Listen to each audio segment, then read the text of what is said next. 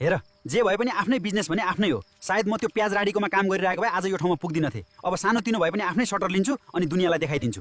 ओए आलु, म प्याज हुँ। संसारभरिका सबै परिकारमा नभई नहुने महत्त्वपूर्ण चिज। धनीदेखि गरिबसम्म सबैले मलाई खोज्छन्। अनि तँको होस् रे नाथे गरिब आलु। गरिब भए पनि म बिना धेरैको पेट भरिँदैन। अनि यस्तो धनी छौ भनेर मलाई नहेप, म पनि मेहनत गर्नेछु र तिमीभन्दा ठुलो मान्छे हुनेछु। तिमीलाई नाथे आलुलाई कसले मन पराउँछ र? तिमी यहाँबाट तुरुन्तै हिँड। म जस्तो धनी र उच्च वर्गको प्याजसँग तिम्रो कुनै तुलना हुँदैन। तिम्रो यो गरिबी र रुवाईले मलाई केही फरक गर्दैन। त्यसैले यहाँबाट बाहिर निस्क।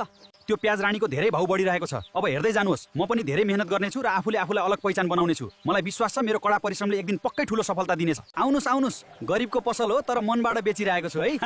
ओए आलु, तेरो हालत हेर्दा त ग्राहक होइन, दया गर्न आउने मान्छे मात्रै देखिन्छन् कि क्या हो? नातिनुस् है, बिस्तारै बिस्तारै सबैजनाको पालो आउँछ मेरो प्यारो प्यारा कस्टमरहरू। सबैलाई म पुग्ने गरिदिन्छु। त्यसैले ढुक्क हुनुहोस् र एकछिन धैर्य गरिदिनु होला। मेरो तातो तातो स्वादिष्ट खाजा तयार है। हेर, जे भए पनि आफ्नै बिजनेस भने आफ्नै हो। सायद म त्यो प्याज राडीकोमा काम गरिरहेको भए आज यो ठाउँमा पुग्दिन थिएँ। अब सानोतिनो भए पनि आफ्नै सटर लिन्छु अनि दुनियाँलाई देखाइदिन्छु।